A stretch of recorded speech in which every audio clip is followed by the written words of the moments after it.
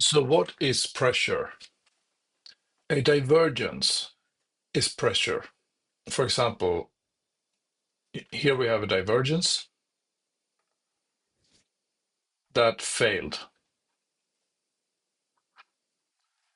And here we have a divergence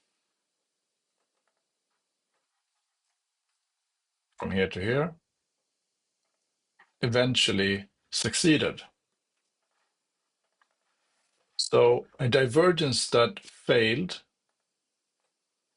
is weakness, and a divergence that succeed is strength.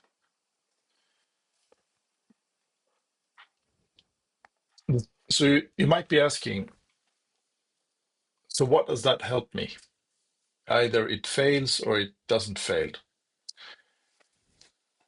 The interesting thing is not catching the divergence.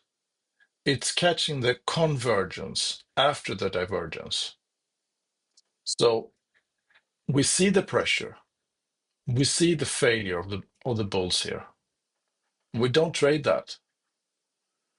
Here, we see the failure of the bulls. We see it suddenly. Here we see the failure of the bears. Look, here, bears are failing. And then price breaks out and continues with convergence. So our trade is not the divergence, it's the switch to convergence. Do you understand? This is a major part of smart pressure theory.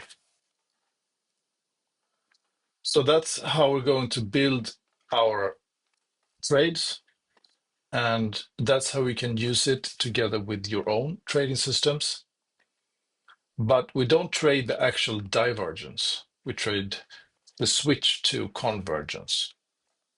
Okay?